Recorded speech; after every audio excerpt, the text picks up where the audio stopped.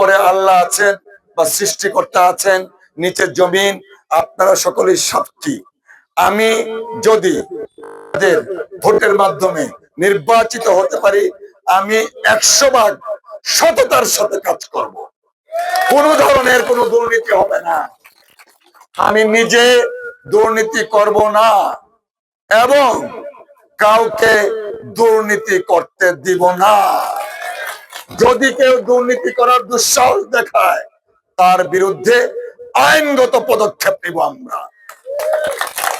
আর হাতকে শক্তিশালী করার জন্য, মার সম্মানটা দেওয়ার জন্য, মাকে ঊর্ধ্বে তুলে দেওয়ার জন্য আমরা এই ফ্যামিলি কার্ডটা করছি। এর কারণ মানে এটা না, আমাদের পুরুষ ভাইরা যারা এখানে বসে আছেন তারাও বঞ্চিত হবেন না। বলবো পুরুষ ভাইরা? আচ্ছা, আমরা দেশের শতকরা 80 ভাগের চেয়েও বেশি কৃষক। কৃষক না, আমাদের দল থেকে একটা করে প্রত্যেকটা কৃষক পরিবারকে একটা করে কৃষি কার্ড দেওয়া হবে বা কৃষক কার্ড দেওয়া হবে, যে কার্ডের মাধ্যমে আপনারা সার কিনতে গেলে কিছুটা ন্যায্য মূল্য পাবেন বা বীজ কিনতে গেলে ন্যায্য মূল্য পাবেন, যেন কৃষি কাজ, কৃষি উপকরণ আপনারা সহজেই পান, সেই ব্যবস্থাটা আমরা করার চেষ্টা করছি। তাতে করে কি হচ্ছে, ফ্যামিলি কার্ড দিয়ে একদিকে যেমন মা বা স্ত্রীকে আমরা সম্মানিত করছি, অর্থনৈতিক ভাবে স্বাবলম্বী করার চেষ্টা করছি, ঠিক তেমনি ভাবে কৃষি কার্ড দিয়ে কৃষক ভাইদেরকেও আমরা স্বাবলম্বিতা সম্মানিত করার চেষ্টা করছি। এই যে দুইটা উদ্যোগ, এগুলা কি কাজে লাগবে কিনা? কাজে লাগবে। লাগিতে গেলে বিগত দিনে টাকা পয়সা দেওয়া লাগছে না, বিধবা কার্ড বা এই কার্ড এই কার্ড, টাকা পয়সা দেওয়া লাগছে না।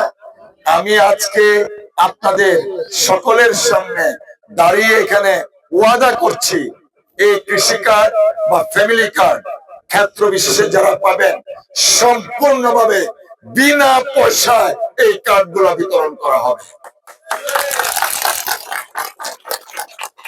যদিও এই কার্ড গুলা বিতরণ করার সময় হয়তো ইউনিয়ন পরিষদ বা কিছু ব্যক্তির সমন্বয়ে করা হবে, আমি তাদেরকেও সাবধান করছি বিভিন্ন জায়গায়, যে যদি এই কার্ড নিয়ে কেউ মিনিমাম 2 নম্বরই করার চেষ্টা করে, 1 টাকাও দাবি করে, আমি পেশায় কি একজন আইনজীবী না?